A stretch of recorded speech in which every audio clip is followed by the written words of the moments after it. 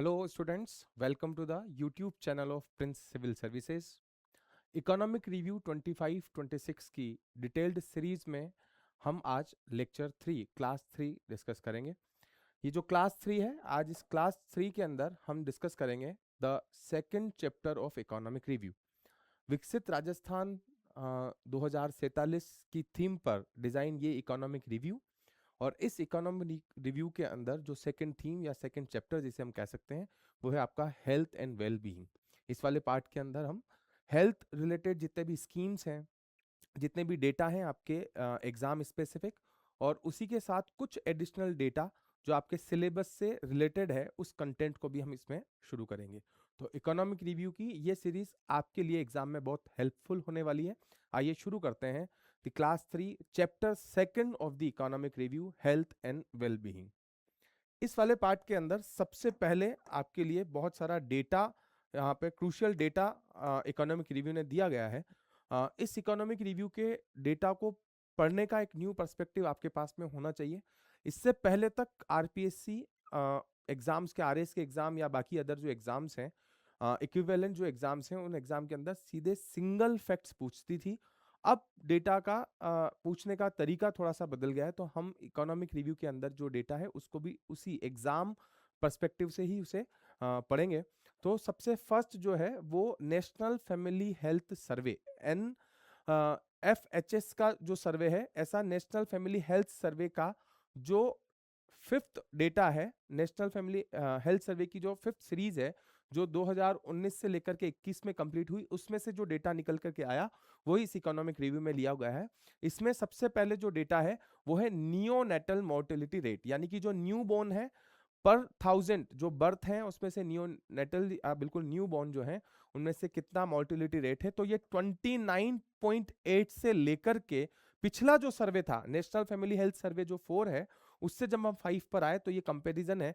पिछले सर्वे में ये 29.8 था राजस्थान के लिए, जो घट करके 20.2 है। ये जो डिक्रीज है यहाँ पर जो हम 20.2 पर जो राजस्थान पहुंचा है, ये एक अच्छा अचीवमेंट है न्यू बोर्न नियोनेटल की जो हेल्थ है उस फिगर में। सेकंड जो है वो है इन्फेंट मोर्टेलिटी रेट IMR। इसे भी हम 1000 बर्थ पर ही से काउंट करते हैं।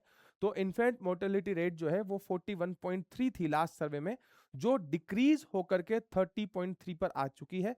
ये एक मेजर प्रोग्रेस शो करता है राजस्थान के अंदर हेल्थ सेक्टर के अंदर। इसी के साथ U5MR का मतलब क्या है?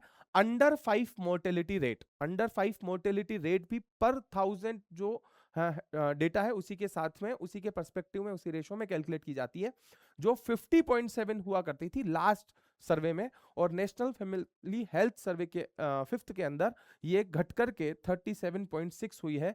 ये बच्चों की लाइफ एक्सपेक्टेंसी जो है उसको उसका इंक्रीमेंट जो है उसको दर्शाती है।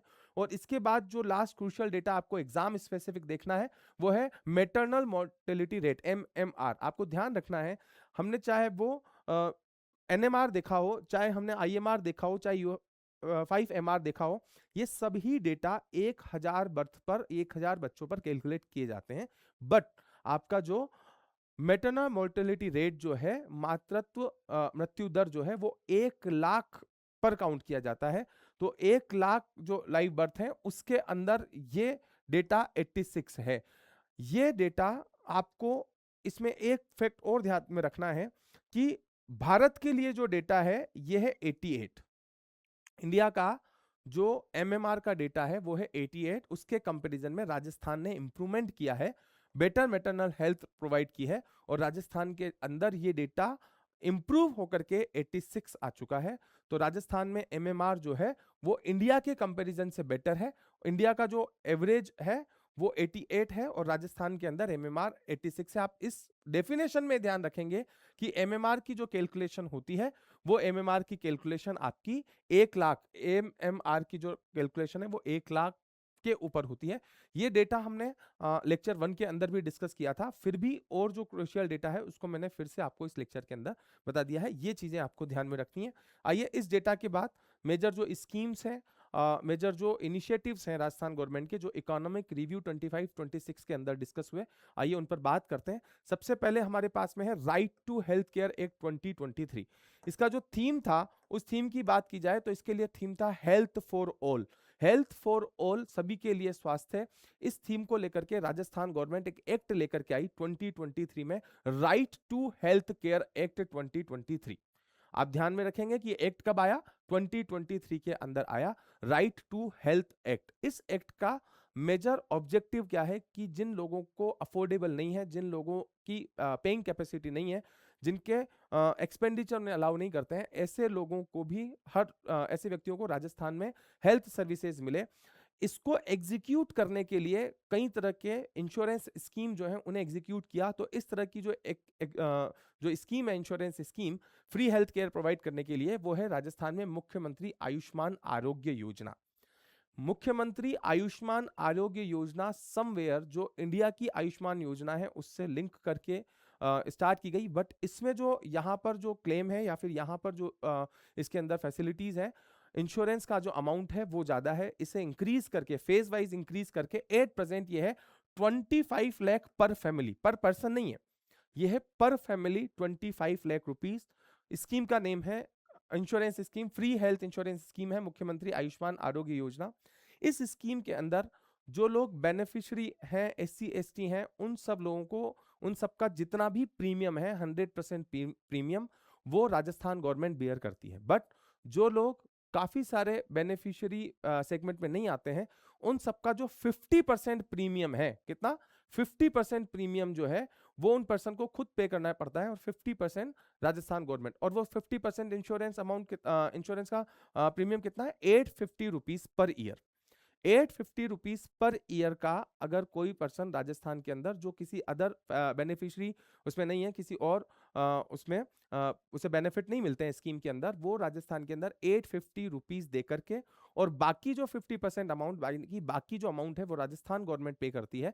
तो ये जो सिटीजन है उसका और उसकी राजस्थान गवर्नमेंट का एक कंबाइन होकर के ये प्रीमियम पे होता है। और इससे वो कितना अवेल कर सकता है, 25 लाख पर फैमिली पर ईयर एक free insurance, different kind of services, health services यहां पर मिलती हैं।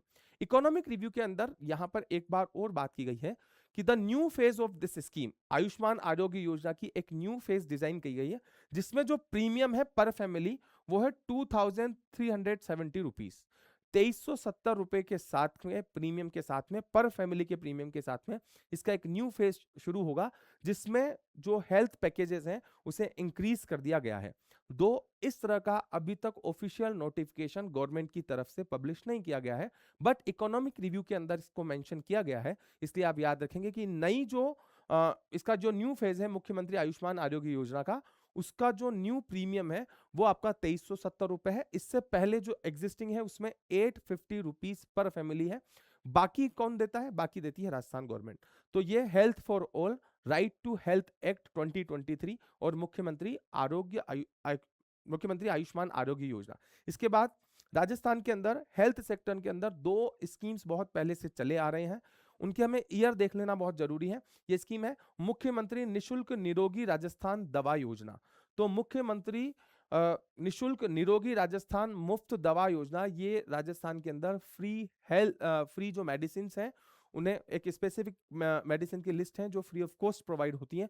तो ये जो है ये 2011 से स्टार्ट है, आपको इसका ईयर ध्यान में रखना है। इसी के साथ इसी स्कीम को जो मुफ्त दवा योजना जो थी उसको आगे बढ़ा करके, और उसमें एक न्यू फेज ऐड किया गया, मुख्यमंत्री निशुल्क निरोगी राजस्थान जांच योजना। यानी कि दवाई, और दवाई के बाद अब कई तरह की जांच है, कई तरह के डायग्नोस्टिक्स है, उन्हें भी फ्री ऑफ कॉस्ट किया गया।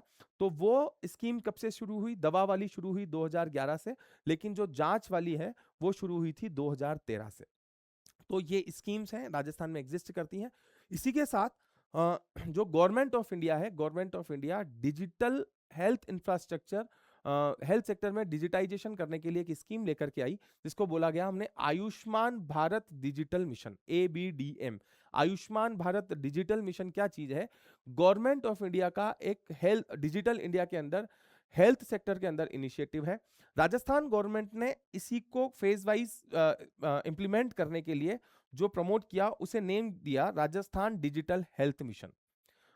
तो आयुष्मान भारत डिजिटल मिशन पूरे ऑल ओवर इंडिया पर है। राजस्थान में उसका एक स्पेसिफिक डिजाइन है। राजस्थान में उसे नेम दिया गया हमने RDHM और राजस्थान डिजिटल हेल्थ मिशन। इस राजस्थान डिजिटल हेल्थ मिशन के अंदर कई तरह की सर्विसेज को डिजिटली प्रोवाइड करवाना, जितने भी पेशेंट्स हैं उनका डिजिटल इलेक्ट्रॉनिक रिकॉर्ड रखना। तो उसके लिए एक आभा आईडी का कॉन्सेप्ट है। What is Abha means? Abha is a Ayushman Bharat health account number. पूरे ऑल ओवर इंडिया में एक तरह जितने भी जो पेशेंट्स हैं, जो रजिस्टर्ड पेशेंट्स हैं आयुष्मान भारत स्कीम्स के अंदर, उनका हर पेशेंट का एक स्पेसिफिक आइडेंटिटी है, उसको हमने आभा नंबर कहा। जैसे आधार नंबर है ऐसे आभा नंबर है। आभा नंबर की फुल फॉर्म क्या है? Ayushman Bharat health account number. ये जो Ayushman Bharat health account number है उसको हमने आभा नंबर कहा। राजस्थान इकोनॉमिक रिव्यू के डेटा के according Rajasthan is at second position. Rajasthan Abha account create करने में, लोगों को आभा प्लेटफॉर्म पर रजिस्टर्ड करवाने में, आयुष्मान भारत का जो डिजिटल इनिशिएटिव है उसमें रिकॉर्ड करवाने में राजस्थान पूरे इंडिया में सेकंड रैंक पर है। ये फैक्ट आपको यहाँ पर ध्यान रखना है। तो आपको I hope Rajasthan digital health mission, आभा और उसमें सेकंड रैंक, ये फैक्ट यहाँ पर देखें। आइए यहाँ से आगे बढ़ते हैं।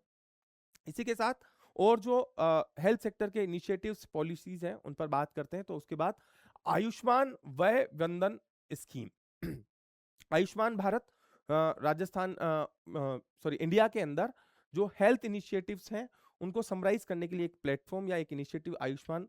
तो आयुष्मान के नाम से राजस्थान में और पूरे भारत में काफी सारे हेल्थ स्कीम्स देखने को मिलेंगे। तो उनमें एक वय व्यंदन जो है वो वयोवृद्ध या फिर जो एज पीपल है, यानी कि कब 2024 से आयुष्मान वय व्यंदन इंडिया स्केल पर स्टार्ट की गई सेंट्रली स्पॉन्सर्ड स्कीम है, जिसके अंदर 70 या उससे अबोव एज के जो सीनियर सिटीजन्स हैं उनके लिए फ्री हेल्थ सर्विसेज और कैशलेस जो ट्रीटमेंट है ऑल ओवर इंडिया उन्हें प्रोवाइड होगा। तो स्कीम का नेम क्या है? आयुष्मान वय वंदन स्कीम। और 2024 से स्टार्ट हुई।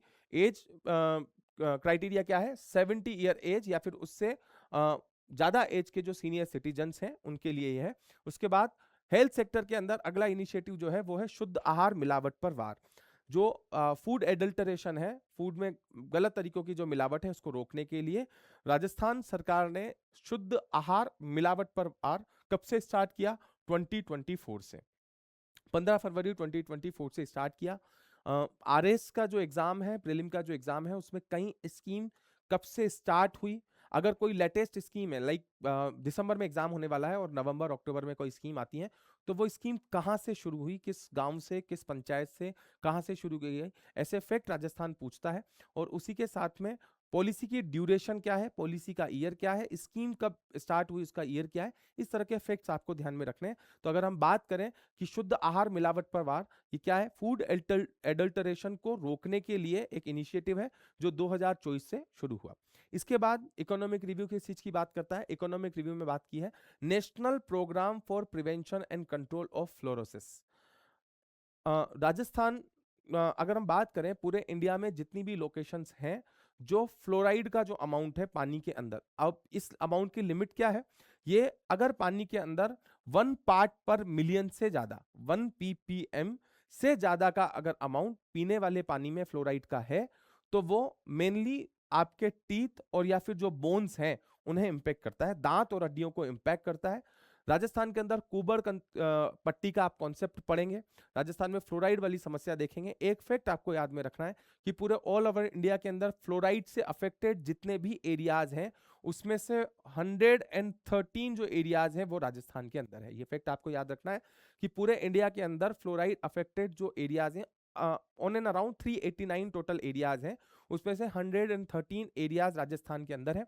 राजस्थान में जो फ्लोराइड की समस्या है उसके लिए 30 डिस्ट्रिक्ट्स के अंदर, 30 डिस्ट्रिक्ट्स के अंदर प्रोग्राम चलाया जाता है।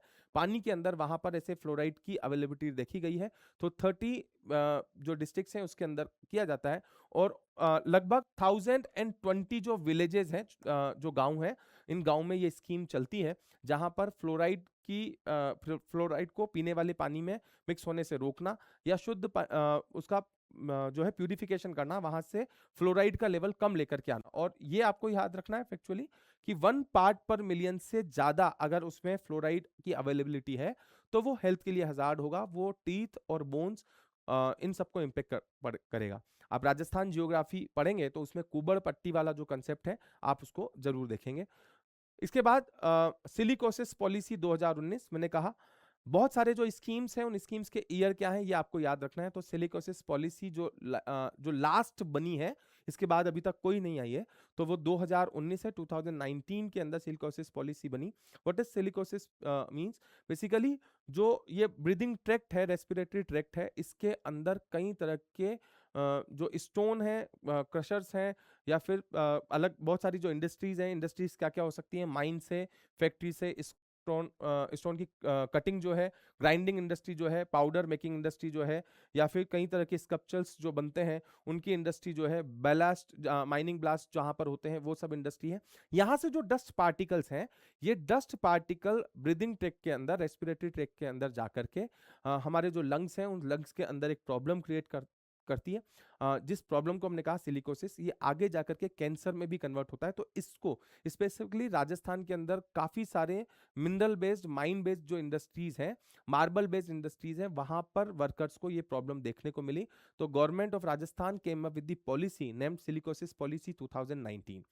इस पॉलिसी में जिन जो लोग अफेक्टेड है सिलिकोसिस डिजीज से, जिनके लंग्स अफेक्टेड हैं, उनका ट्रीटमेंट और उनको कुछ मॉनेटरी बेनिफिट, उनके डेथ होने पर कुछ एक अमाउंट कंपनसेशन प्रोवाइड किया जाता है। वो कितना है देखते हैं कि अगर जो वो पर्सन है उसको रिहेबिलिटेशन के लिए वो वहां से इस इंडस्ट्री को छोड़ दे, वो कुछ और काम करे, तो उसके लिए 3 लाख रुपीस का एक लमसम अमाउंट प्रोवाइड करवाया जाता है। अगर उस पर्सन की डेथ हो जाती है तो उसकी जो फैमिली है उस पर्सन को 2 लाख रुपए का एक कंपनसेशन अमाउंट दिया जाता है। आपको मेजर इस फैक्टर में याद रखना है कि ये पॉलिसी, लास्ट सिलिकोसिस पॉलिसी कब बनी। आरपीएससी का जो पेपर होता है उसमें सामने पॉलिसी दी जाएगी, match of the following question में, और सामने तरफ आपको ईयर्स लिखे जाएंगे। तो आपको करेक्ट जो ईयर है उसका, जब वो पॉलिसी बनी या एग्जीक्यूट हुई, तब वो ईयर पूछेगा। तो इस तरह के क्वेश्चंस आपको ध्यान में रखने हैं। आइए यहां से आगे बढ़ते हैं। इकोनॉमिक रिव्यू के इस वाले पार्ट में आगे जो डिस्कशन है वो है आयुष का। बेसिकली आयुष के डेफिनेशन में इकोनॉमिक रिव्यू में जो प्रोसेस या जो थेरेपीज इंक्लूड की गई हैं वो है आयुर्वेद, योगा, नेचुरोपैथी, यूनानी, सिद्धा, होम्योपैथी। इंडियन गवर्नमेंट की जो आयुष पॉलिसी है, उस आयुष डेफिनेशन में कुछ और थेरेपीज इसके अंदर इंक्लूडेड हैं, जिसमें सोवा रिक्पा है। इस तरह की जो बाकी जो इसके अंदर थेरेपीज हैं आप उन्हें भी एक बार देखिएगा। तो आयुर्वेद, योगा, नेचुरोपैथी, यूनानी, सिद्धा और होम्योपैथी जो अलग अलग थेरेपीज हैं, तो उन थेरेपीज को लेकर के प्रमोट करने के लिए आयुष जो है डिपार्टमेंट शुरू किया गया, आयुष मंत्रालय इसका है। और राजस्थान गवर्नमेंट भी इस आयुष पॉलिसी को एग्जीक्यूट कर रही है। इसके अंदर जो योगा है उसके इंटरनेशनल योगा डे सेलिब्रेट होता है 21 जून को। तो 2026 के अंदर जो पूरे ऑल ओवर इंडिया के अंदर जो योगा डे सेलिब्रेट हुआ उसका थीम क्या था? Yoga for health ageing. Yoga for health ageing, स्वस्थ आयु के लिए योग, ये आपको फैक्ट ध्यान रखना है। इंटरनेशनल योगा डे का 2026 का थीम क्या था? स्वस्थ आयु के लिए योग, yoga for healthy ageing. Government of Rajasthan Ayush के अंदर जो थेरेपीज हैं उन्हें प्रमोट करने के लिए एक डेडिकेटेड जो है कॉलेज बना रही है, Ayurveda, yoga and naturopathy college. Location क्या है? कोटा। इसके साथ आयुष के साथ में एक और थेरेपी, कफ थेरेपी जिसे बोला जाता है, या फिर उसे बोला जाता है हिजामा थेरेपी। तो सेंटर ऑफ एक्सीलेंस, लास्ट जो क्लास है उसमें हमने फ्रूट्स, वेजिटेबल, इससे रिलेटेड सेंटर ऑफ एक्सीलेंस देखे थे। इन सेंटर ऑफ एक्सीलेंस के क्वेश्चन पेपर में कई बार देखने को मिलते हैं। तो इधर हम हेल्थ वाले चैप्टर में देखेंगे कि हिजामा थेरेपी, कफ थेरेपी भी इसे बोला जाता है। तो centre of excellence hijama therapy कहां पर स्टार्ट किया है? भरतपुर में। आयुष का जो कॉलेज है वो कहां पर है? कोटा के अंदर। हिजामा थेरेपी का जो सेंटर ऑफ एक्सीलेंस है वो कहां पर है? भरतपुर के अंदर। ये फैक्ट आपको ध्यान में रखना है। एक सेंट्रली स्पॉन्सर्ड स्कीम है राष्ट्रीय किशोर स्वास्थ्य कार्यक्रम। एडल्ट्स जो हैं उन बच्चों के लिए, किशोर अवस्था में जो बच्चे हैं उनके हेल्थ के लिए, तो इसके लिए एक डेडिकेटेड क्लिनिक चलते हैं, जिन क्लिनिक्स को बोला जाता है कंसल्टेशन क्लिनिक, उजाला क्लिनिक, जहां पर मेंटल हेल्थ या किसी भी तरह की व्यसन वाली आदतें हैं उनसे बच्चों को कंट्रोल करने के लिए, उन्हें गाइड करने के लिए डेडिकेटेड जो एडल्ट एज के जो किशोर हैं उन सब लोगों के लिए जो क्लिनिक चलते हैं, तो उजाला क्लिनिक, आप इसको ध्यान रखेंगे। उजाला क्लिनिक किस स्कीम के तहत है? राष्ट्रीय किशोर स्वास्थ्य कार्यक्रम। इस स्कीम के अंदर डेडिकेटेड कुछ क्लिनिक स्टार्ट किए हैं राजस्थान गवर्नमेंट में, जिसे हमने उजाला क्लिनिक कहा। उसके बाद 104 जननी एक्सप्रेस सर्विस। देखिए जो एम्बुलेंस का जो नंबर है वो है 108। तो 104 क्या है? 104 टेलीफोनिक नंबर है। वो जो प्रेग्नेंट लेडीज हैं, प्रेग्नेंट वुमेन है, उसको बहुत टाइमली जो उसका ट्रांसपोर्टेशन है मेडिकल फैसिलिटी तक, तो उसके लिए एक डेडिकेटेड एम्बुलेंस सर्विस है, जिसे हमने बोला 104 Janani express, timely transportation for pregnant women to medical facility. तो सबसे नियरेस्ट फैसिलिटी। तो बाकी जो इश्यूज हैं, बाकी जो ट्रोमाज हैं, उन सब के लिए 108 108 एम्बुलेंस चलती है। बट राजस्थान के अंदर 104 जननी एक्सप्रेस किसके लिए है? जो प्रेग्नेंट वुमेन है उन्हें मेडिकल फैसिलिटी देने के लिए। तो ये फैक्ट। आइए इसके बाद राजस्थान में और जो फैक्ट्स हैं उनकी बात करते हैं। यहाँ पर जो अगला पार्ट है, जिस प्रोग्राम के ऊपर राजस्थान में हेल्थ सेक्टर में काम होता है, वो है national viral hepatitis control programme, NVHCP। तो राजस्थान के अंदर पूरे ऑल ओवर इंडिया का ये टारगेट है कि हमें हेपेटाइटिस सी को एलिमिनेट करना है बाय 2030।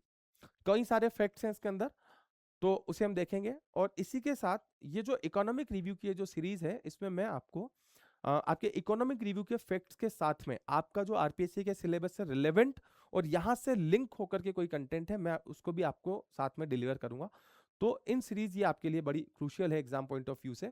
तो यहां पर हम बात कर रहे हैं किसकी? हेपेटाइटिस की। तो सबसे पहले आपको ये ध्यान देना जरूरी है कि एक डिजीज वाला पार्ट जो है वो आपके साइंस टेक वाले पार्ट में है।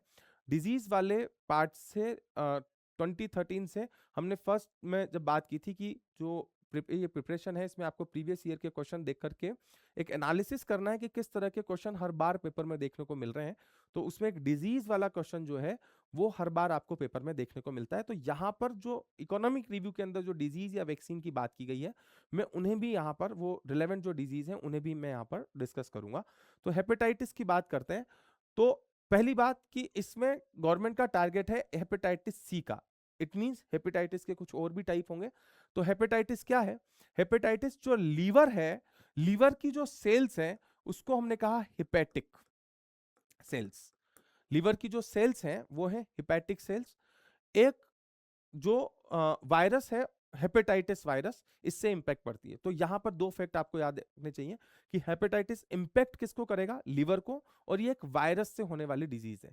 कई बार सोर्स पूछे जाते हैं, तो जैसे कि मलेरिया है, पिछली बार जो पेपर है उसमें आप देखेंगे तो क्वेश्चन है, तो मलेरिया का जो पैथोजन है वो टाइप क्या है उसका?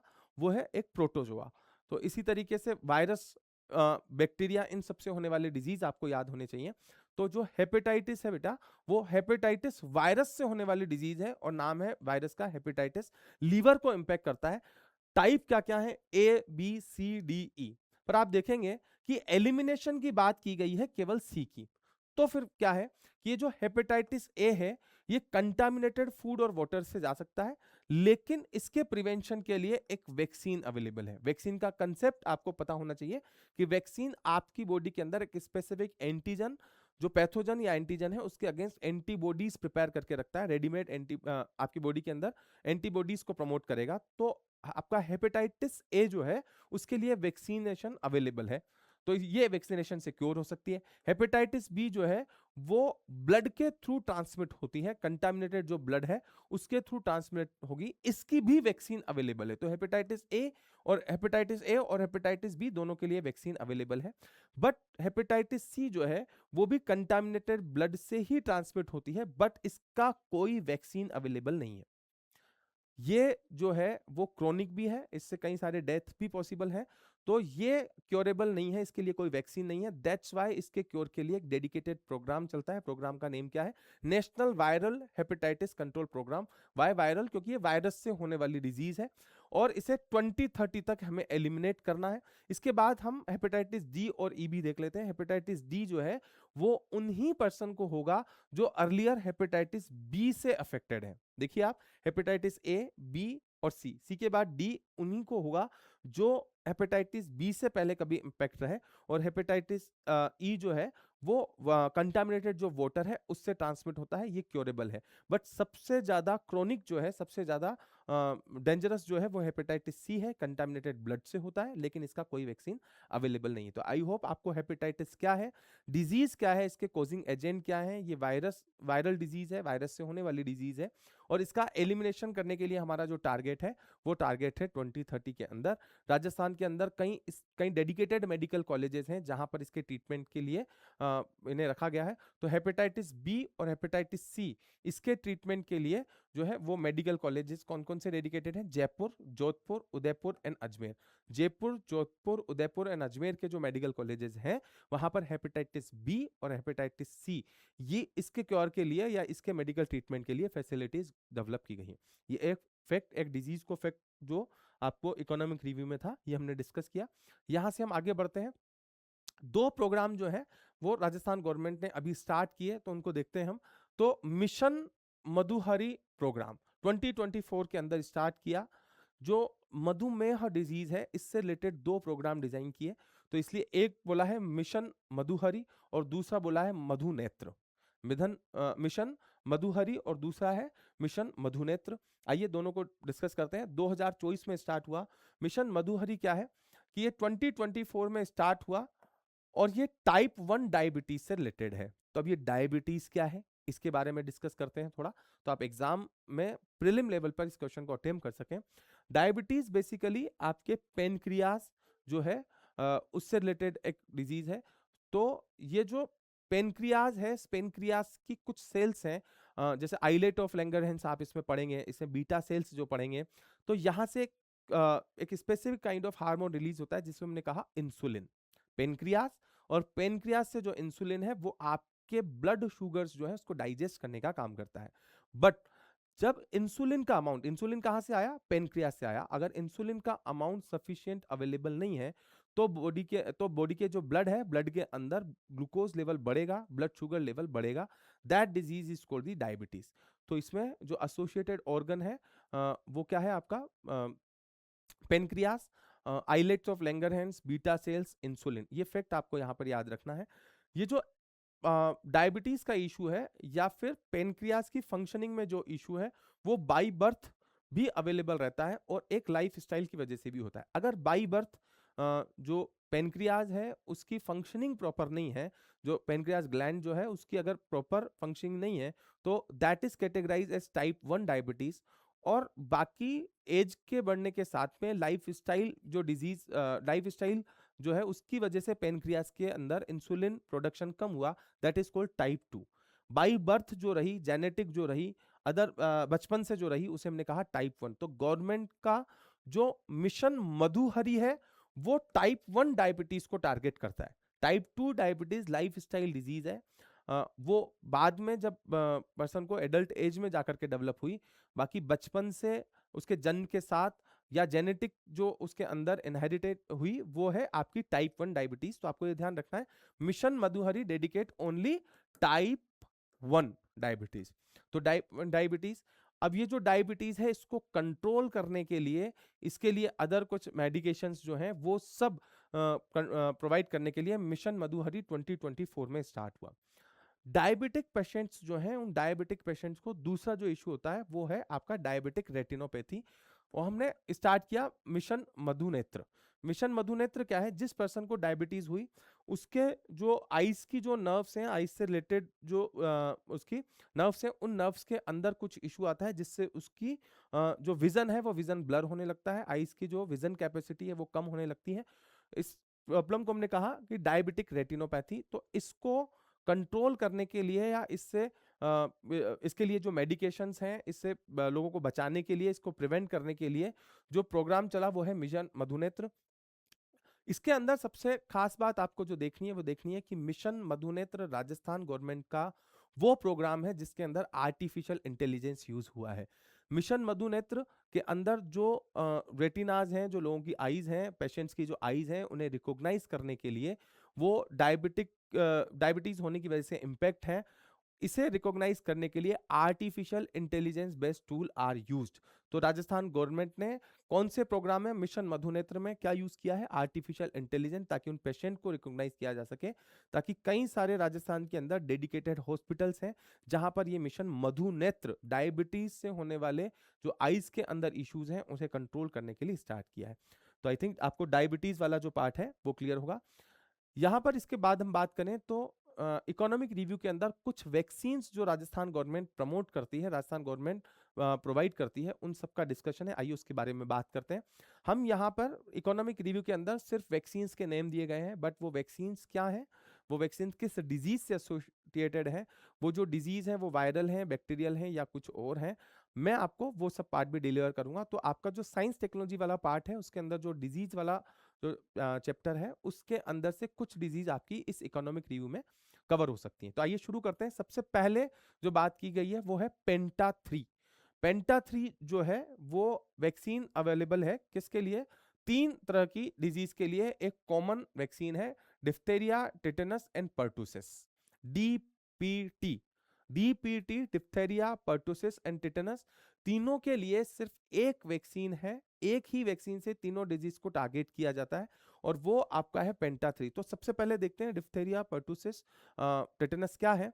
ये बैक्टीरियल डिजीज है। देखिए मैंने इससे पहले कहा जैसे हेपेटाइटिस हमने डिस्कस किया, तो हेपेटाइटिस आपकी एक वायरल डिजीज है, वायरस से होती है, but diphtheria, pertussis and tetanus तीनों आपकी बैक्टीरिया से होने वाली डिजीज है।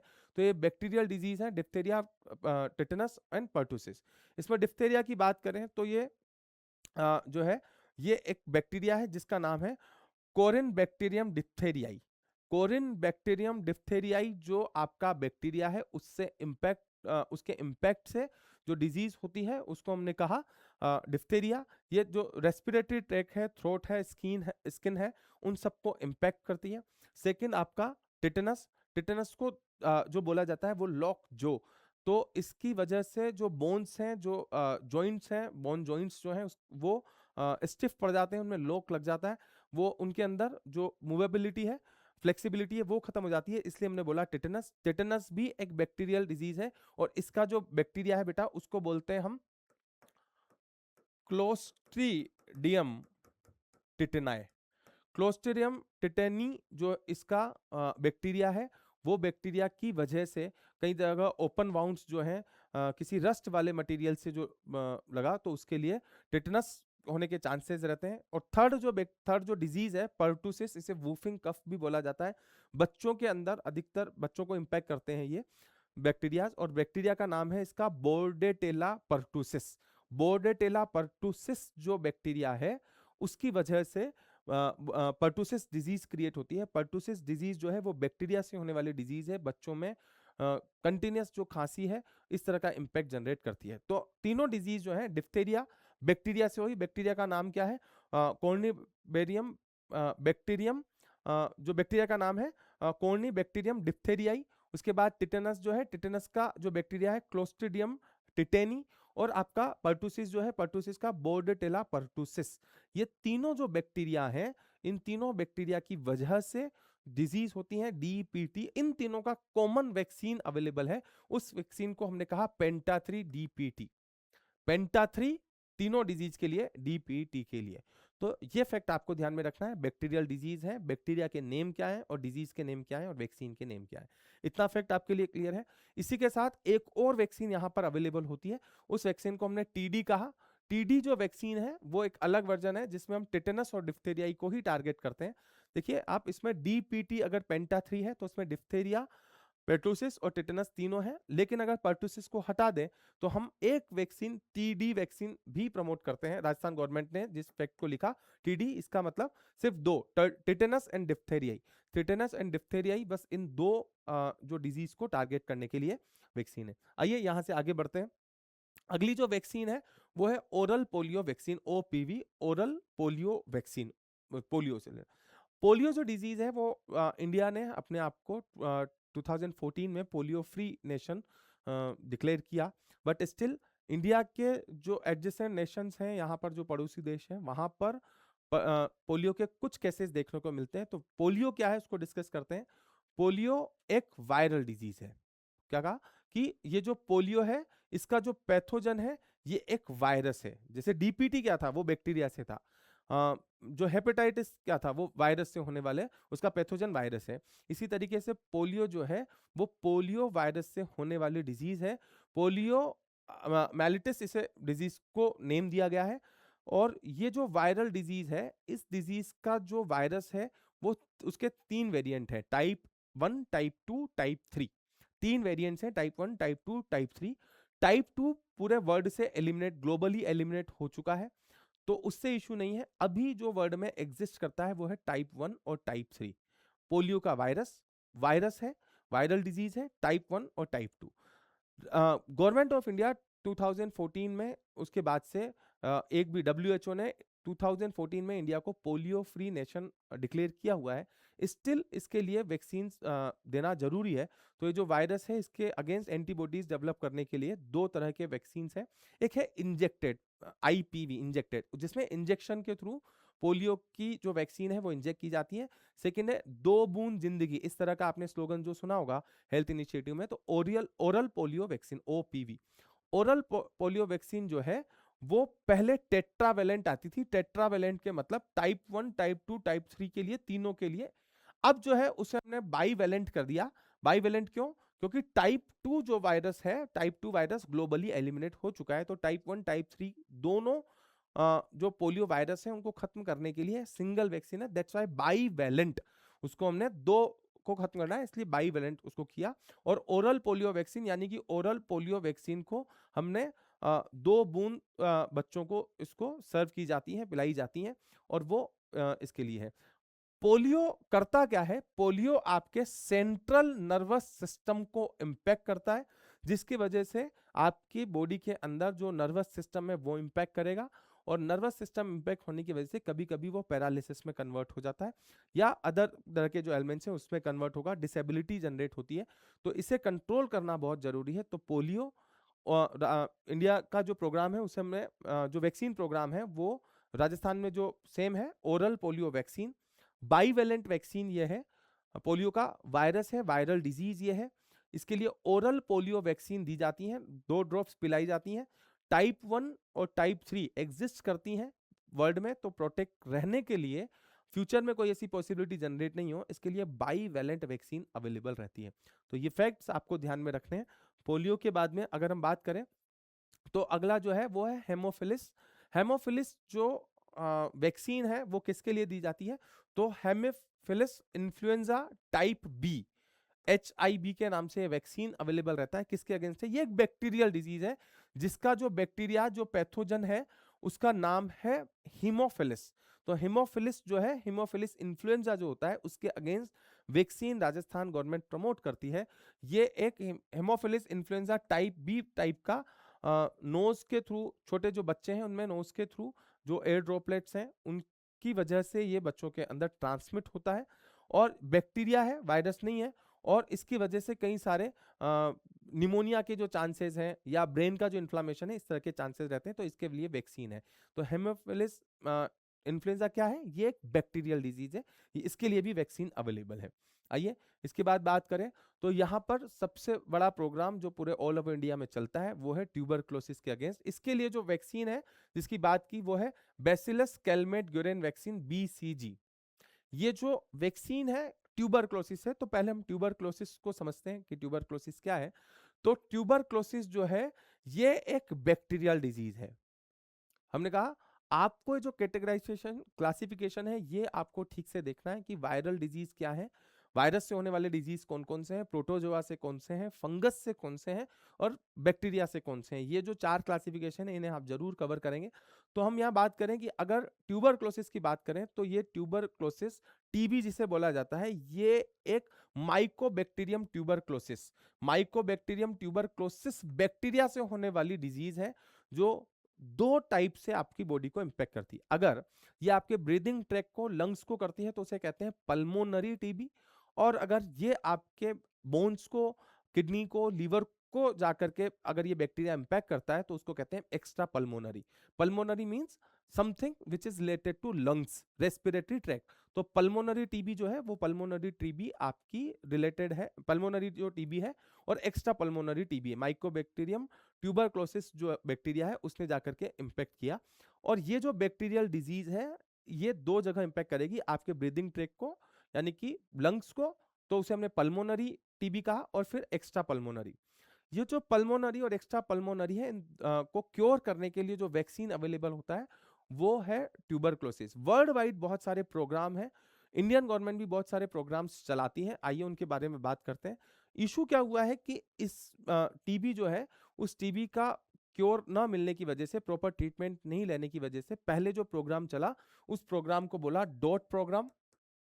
डॉट प्रोग्राम के बाद में फिर जो प्रोग्राम जो आगे चले, क्यों? क्योंकि धीरे धीरे इसमें रेजिस्टेंस आने लगा लोगों में। रेजिस्टेंस किस टाइप का था? MDR, multi drug resistance, MDR TB, XDR, extensive drug resistance TB. तो एमडीआर, एक्सडीआर इस तरह के टीबी हैं, तो धीरे धीरे उन्हें क्योर करने के लिए प्रोग्राम चला। हिंदी में इस रोग को कहा जाता है क्षय रोग। तो ये जो क्षय रोग है इसलिए प्रोग्राम का नेम रखा निक्षय। निक्षय। तो गवर्नमेंट ऑफ इंडिया ऐसा निक्षय प्रोग्राम चलाती है। तो निक्षय प्रोग्राम किससे रिलेटेड है? TB elimination, TB prevention, TB control. इसी तरीके से जो टीबी पेशेंट्स जो हैं उन्हें प्रॉपर न्यूट्रिशन देने के लिए, उनकी हेल्थ केयर के लिए एक प्रोग्राम चलता है, उसे निक्षय पोषण योजना बोलते हैं, इसको आप देखेंगे। इसी के साथ में टीबी एलिमिनेट करने के लिए टीबी मुक्त भारत ऐसा प्रोग्राम 100 डे का डेडिकेटेड प्रोग्राम चलाया जाता है। तो आप ट्यूबरक्लोसिस को ध्यान में रखेंगे। ट्यूबरक्लोसिस के लिए जो वैक्सीन है वो है बैसिलस कैलमेट-ग्यूरिन। ये जो टीबी है वो पल्मोनरी, एक्स्ट्रा पल्मोनरी है और बैक्टीरियल डिजीज है। बैक्टीरिया का नाम क्या है? Mycobacterium tuberculosis. तो आइए इसके बाद में यहां से हम आगे बढ़ते हैं। इस वैक्सीन के बाद में जो वैक्सीन है वो है एमआर, खसरा रोग या मेजल्स रुबेला जिसे कहा जाता है। तो ये जो एमआर मेजल्स रुबेला जो वैक्सीन प्रोवाइड की जाती है, ये मेजल्स एंड रुबेला दो डिजीज है जो वायरल डिजीज है। ये वायरल डिजीज है। इसका जो वायरस है, तो मेजल्स की बात करें तो ये भी वायरस है, और रुबेला जो है वो भी वायरस है, वायरस से होती है, बच्चों को इंपैक्ट करती है, और बच्चों में स्किन को, उनके जो रेस्पिरेटरी ट्रैक है, कंटिन्यूस उनको खांसी होना, इस तरह के इसके सिम्टम्स है। तो मेजल्स, रुबेला, खसरा रोग के लिए जो वैक्सीन है तो वो वैक्सीन है एमआर वैक्सीन। तो एमआर वैक्सीन मेजल्स, रुबेला, और ये डिजीज कैसी है? ये वायरस से होने वाली डिजीज है, ये आपको यहाँ पर ध्यान में रखना है। इन सब के लिए वैक्सीन हमारे पास में वैक्सीन अवेलेबल होते हैं। इसके बाद में गवर्नमेंट ऑफ इंडिया का लेप्रोसी एलिमिनेशन जो प्रोग्राम है उसके बारे में इकोनॉमिक रिव्यू ने बात की। तो लेप्रोसी क्या है? लेप्रोसी को हमने कहा हैंसन डिजीज भी है, और ये भी एक बैक्टीरिया से होती है। बैक्टीरिया का नाम है आपका माइकोबैक्टीरियम लेप्रियाe। तो माइकोबैक्टीरियम लेप्रियाe, इस बैक्टीरिया से होने वाली जो बैक्टीरियल डिजीज है इसे हंसन डिजीज भी कहा जाता है। ऐसे लेप्रोसी स्किन पर, एडल्ट्स की जो स्किन है उस स्किन को इंपैक्ट करती है, स्किन के टिश्यूज को डैमेज करती है, क्योरेबल है। इसके लिए कई तरह के डेडिकेटेड जो मेडिकेशंस जो है, मेडिसिन जो है वो प्रोवाइड करते हैं। तो इसके लिए इकोनॉमिक रिव्यू ने मेंशन किया दी लेप्रोसी एलिमिनेशन प्रोग्राम। तो आई होप ये जो हमने अलग अलग टाइप के जो डिजीज डिस्कस किए हैं, ये डिजीज आपको ध्यान रहेंगे। मैंने आपको कहा कि 2013 से लेकर के और 24 तक के कई सारे पेपर आरपीएससी की वेबसाइट पर अवेलेबल हैं आरएस के। अपन क्वेश्चन से को जो है वो जरूर अटेम्प्ट करें तो आपको आइडिया रहेगा। ऐसे कुछ क्वेश्चंस जो हैं उसे हम भी डिस्कस करते हैं, प्रीवियस ईयर के क्वेश्चन जो आए, किस तरह के क्वेश्चन डिजीज वाले पार्ट से आते हैं। तो क्वेश्चन है, which of the following disease is not due to contamination of water? Water के कंटामिनेशन से कौन सी नहीं होगी? तो हमने कहा सबसे पहले हेपेटाइटिस बी, जॉन्डिस, टाइफॉइड और कॉलेरा, हेजा जो है वो दिया गया है। आपको अभी हमने डिस्कस किया था कि हेपेटाइटिस में टोटल 5 टाइप हैं, A B C D and E. इसमें बी जो है वो कंटामिनेटेड ब्लड के थ्रू ट्रांसमिट होती है। तो आंसर इज 4। देखो कि हम जो इकोनॉमिक रिव्यू के अंदर ऐसे फैक्ट्स, ऐसा कंटेंट जो आपके सिलेबस में और भी जगह है, वो यहाँ पर डिस्कस करने का रिलेवेंस इसी वजह से है कि कहीं ना कहीं ये आपके सिलेबस का पार्ट है और इनसे रिलेटेड क्वेश्चंस आपको जरूर देखने को मिलेंगे। इकोनॉमिक रिव्यू के इस जितने भी हम 13 चैप्टर डिस्कस करेंगे, इन सब चैप्टर में मैं आपके सिलेबस से, इकोनॉमिक रिव्यू के फैक्ट से रिलेटेड आपके सिलेबस में जो पॉइंट्स हैं, मैं उन सब पार्ट को भी डिस्कस करने की कोशिश करूंगा, तो यहाँ से आप पार्ट कवर कर सकते हैं। तो ये अगला जो क्वेश्चन पूछा है, मैंने आपको कहा कि डिजीज के बारे में एक क्वेश्चन आपको मिलेगा, फिर उसके बाद पेपर में क्वेश्चन देखने को मिलता है, against which of the following disease has government of India decided to bivalent ORV, bivalent जो है वैक्सीन शुरू की टेट्रावेलेंट ट्राइवेलेंट की जगह। तो ये हमने डिस्कस किया था कि जो पोलियो है, पोलियो का जो वायरस है उसका टाइप 1, टाइप 2, टाइप 3 तीनों के लिए ट्राइवेलेंट वैक्सीन आती थी। इस ट्राइवेलेंट को बंद कर दिया क्योंकि टाइप 2 जो पोलियो वायरस है वो ग्लोबली एलिमिनेट हो चुका है, तो हमने सिर्फ 1 और 3 टारगेट करना है, तो उसके लिए हमने बाईवेलेंट, तो आंसर इज द पोलियो। इस तरह के क्वेश्चन आपको डिजीज का क्वेश्चन। फिर जिस तरह से मैं आपको बार बार जो भी डिजीज है वो वायरल डिजीज है, वो बैक्टीरियल डिजीज है, उनके पैथोजन का टाइप क्या है ये देखना है। इस तरह का क्वेश्चन आरपीएससी ने पूछा, विच of the following disease is not a bacterial disease. तो बैक्टीरियल डिजीज जो है वो कौन सा बैक्टीरिया से नहीं हुआ है, तो हमने डिप्थेरिया तो डिस्कस किया था कि डिप्थेरिया बैक्टीरिया से होता है, न्यूमोनिया भी बैक्टीरिया से, प्लेग भी है। तो डेंगू जो है ये डेंगू वायरस से होने वाली डिजीज है, ये वायरस के थ्रू होती है, ट्रांसमिट करने के लिए इसका जो कैरियर है वो मॉस्किटो है। तो इस तरह के क्वेश्चन आपको डिजीज का क्वेश्चन आपको जरूर देखने को मिलेगा। तो आपको जो सोर्सेज हमने डिस्कस किए एनसीईआरटी या बाकी जो भी सोर्सेज आप फॉलो करते हैं वहां से आप डिजीज, उनके वैक्सीन, उनके पैथोजन के टाइप, उनके लिए और क्या मेडिकेशंस हैं, गवर्नमेंट ऑफ इंडिया किस तरह के प्रोग्राम्स चलाती हैं, वो आप जरूर देखें, किस ऑर्गन से, किस ग्लैंड से वो एसोसिएटेड है। ये इस तरह के फैक्ट्स जो हैं वो आप प्रीलिम के लिए जरूर तैयार रखें। आइए इकोनॉमिक रिव्यू में और क्या बात की गई है उसके बारे में बात करते हैं। Employ state insurance scheme ESIC, ESIC का एक मेडिकल कॉलेज अलवर के अंदर है, एक जो है वो जयपुर के अंदर फैसिलिटी है। तो ESIC क्या है कि ऐसा कोई भी इंस्टीट्यूशन जहां पर 10 से ज्यादा लोगों को एम्प्लॉयड किया गया है और जहां पर वो जो उनकी सैलरी है वो 21,000 से ज्यादा एक्सीड नहीं करती है, तो उनकी हेल्थ सिक्योरिटी के लिए, सोशल सिक्योरिटी के लिए गवर्नमेंट एक एम्प्लॉयड जो लोग हैं उनके लिए डेडिकेटेड स्कीम चलाती है, insurance scheme, employ state insurance scheme ESIC। Second, ASHA health worker की बात की है तो national rural health mission NRHM government of India central sponsored health program है, जिसमें ASHA workers accredited social health activist हैं।